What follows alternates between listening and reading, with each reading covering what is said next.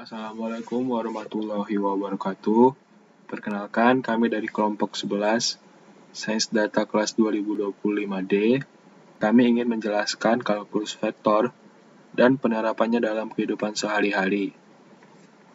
Kelompok kami beranggotakan Ignatius Geovan Taulin dengan NIM akhiran 151, Jeremy Surya Darmawan dengan NIM akhiran 082, dan Clemens Metami dengan NIM akhiran 187. Pertama, kita akan membahas apa itu kalkulus vektor. Kalkulus vektor adalah cabang matematika yang mempelajari vektor serta perubahan posisi, arah, dan gerakan suatu objek dalam ruang 2 dimensi maupun 3 dimensi. Vektor merupakan besaran yang memiliki nilai dan arah, sehingga kalkulus vektor digunakan untuk menganalisis berbagai fenomena yang melibatkan perpindahan dan pergerakan. Dalam kalkulus vektor, dipelajari berbagai konsep seperti fungsi bernilai vektor, persamaan parametrik, grafik fungsi vektor, limit, dan turunan fungsi vektor. Melalui konsep-konsep tersebut, gerakan suatu objek dapat dimodelkan secara matematis sehingga lebih mudah dianalisis dan diprediksi. Lalu, fungsi kita belajar kalkulus vektor ini, terutama pada bidang ilmu komputer dan teknologi, dalam grafika komputer dan pengembangan game, kalkulus vektor digunakan untuk mengatur pergerakan kamera, animasi karakter, pencahayaan objek 3D, serta simulasi gerak agar terlihat lebih realistis. Selain itu, kalkulus vektor juga digunakan dalam robotika dan menentukan arah dan lintasan gerak robot secara otomatis. Pada bidang data science dan kecerdasan buatan, vektor digunakan untuk mempresentasikan data multidimensi dan menghitung hubungan antar data. Oleh karena itu, kalkulus vektor menjadi salah satu dasar matematika penting yang mendukung perkembangan teknologi modern, simulasi komputer, dan sistem digital saat ini.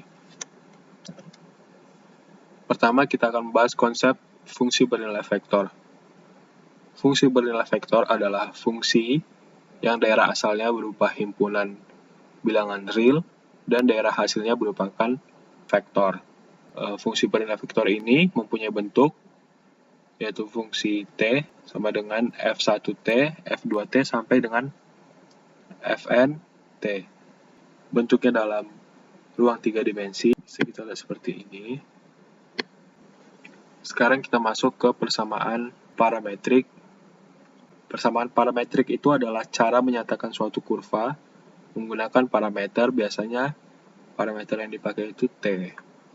Nah, jadi X, Y, dan Z tidak langsung ditulis sebagai suatu persamaan, tapi masing-masing dinyatakan sebagai fungsi dari T. Nah, untuk di bidang 2 dimensi, bentuknya seperti ini. Artinya, setiap nilai T akan menghasilkan satu titik X, Y.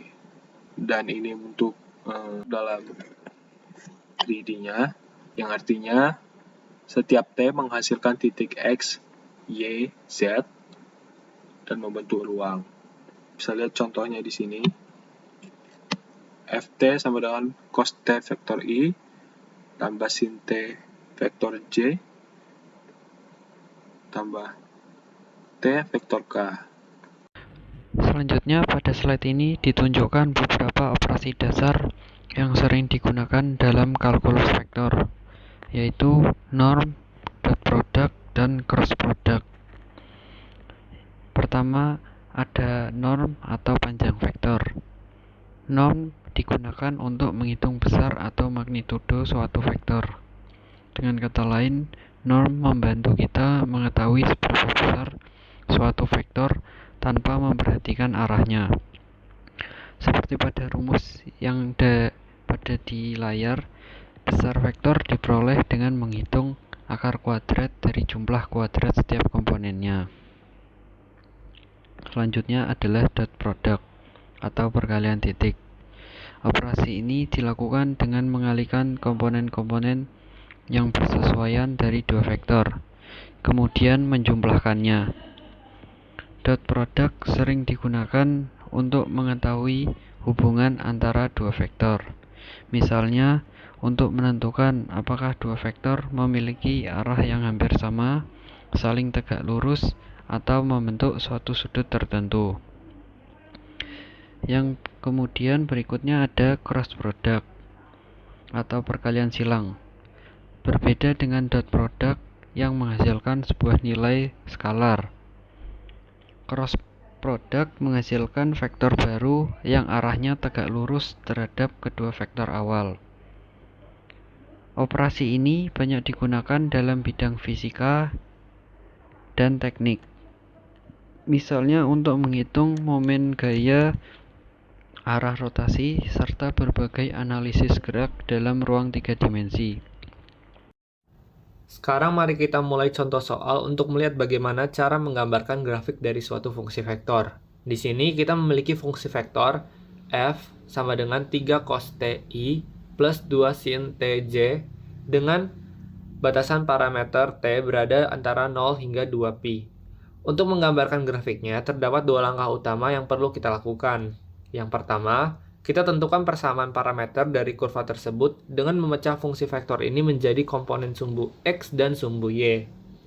Komponen searah vektor satuan I menjadi persamaan untuk X, yaitu X sama dengan 3 cos T, sehingga kita dapatkan cos T sama dengan X per 3. Lalu, komponen searah vektor satuan J menjadi persamaan untuk Y, yaitu Y sama dengan 2 sin T, sehingga kita dapatkan sin T sama dengan Y per 2.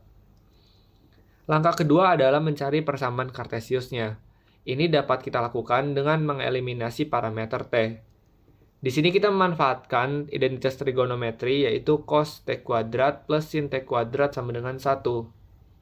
Sekarang kita tinggal substitusikan nilai cos T dan sin T yang kita sudah dapatkan tadi, sehingga persamaannya menjadi X per 3 kuadrat plus Y per 2 kuadrat sama dengan 1. Dari bentuk kuadrat pecahan ini, kita bisa langsung mengenali bahwa ini merupakan persamaan kurva elips. Jika kita gambarkan pada koordinat kartesius, grafik akan menjadi seperti ini dengan pusat berada di titik 0,0, dengan panjang jari-jari searah sumbu X 3 satuan dan panjang jari-jari sumbu Y 2 satuan.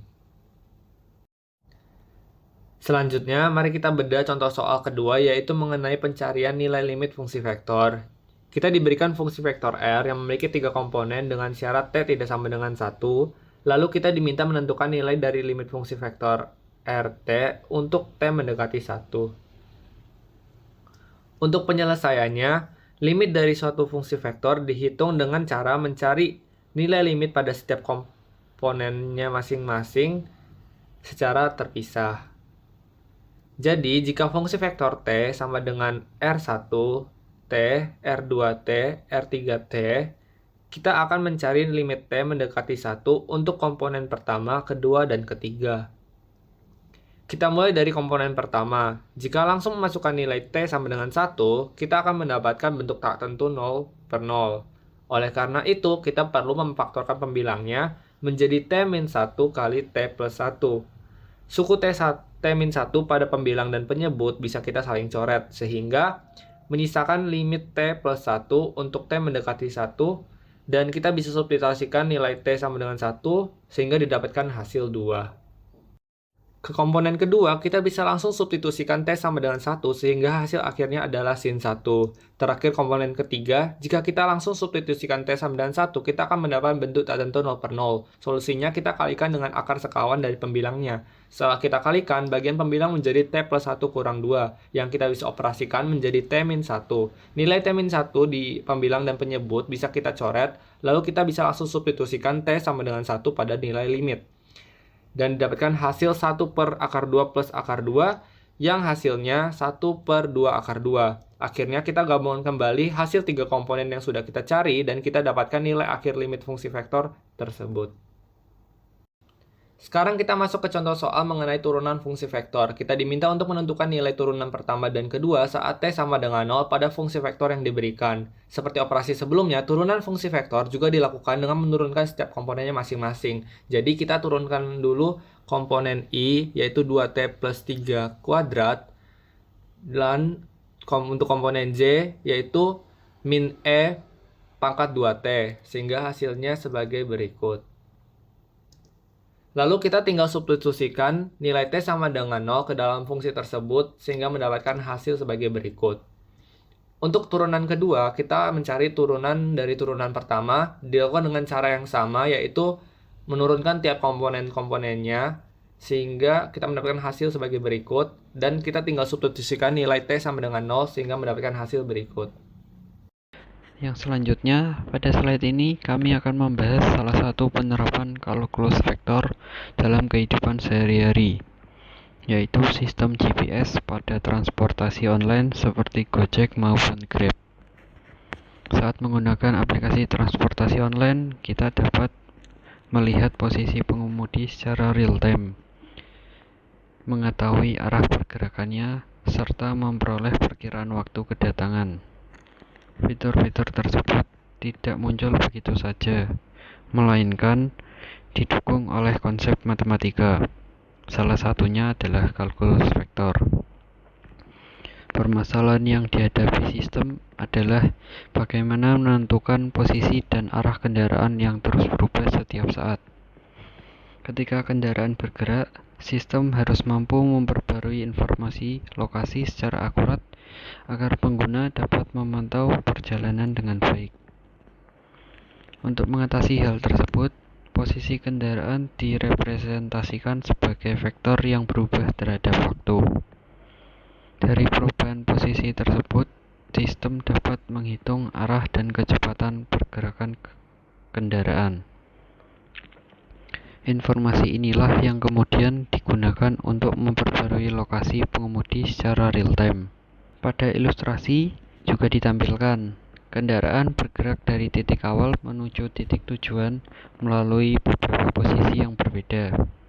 Setiap perubahan posisi dianalisis menggunakan konsep vektor, sehingga sistem dapat mengetahui arah pergerakan kendaraan dan memperkirakan posisi berikutnya.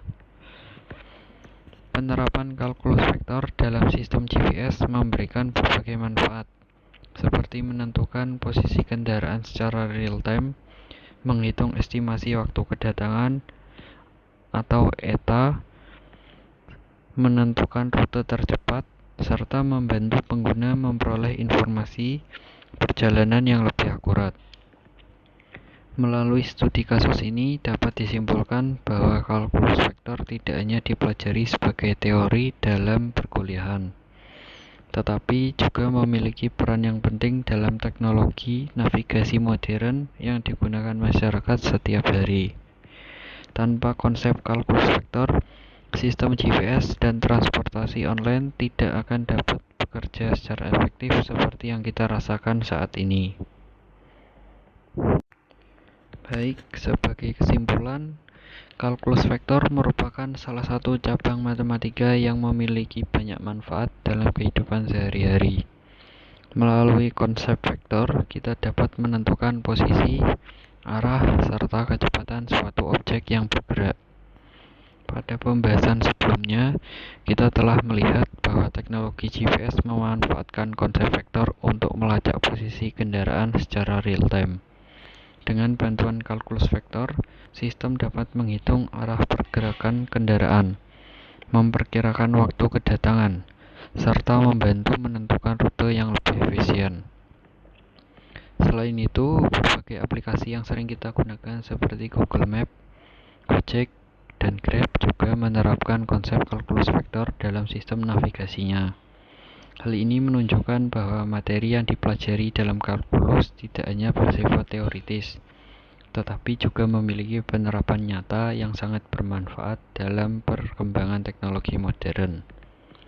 Oleh karena itu, dapat disimpulkan pula bahwa kalkulus vektor memiliki peran yang sangat penting dalam membantu berbagai sistem navigasi bekerja dengan lebih akurat, cepat, dan efisien.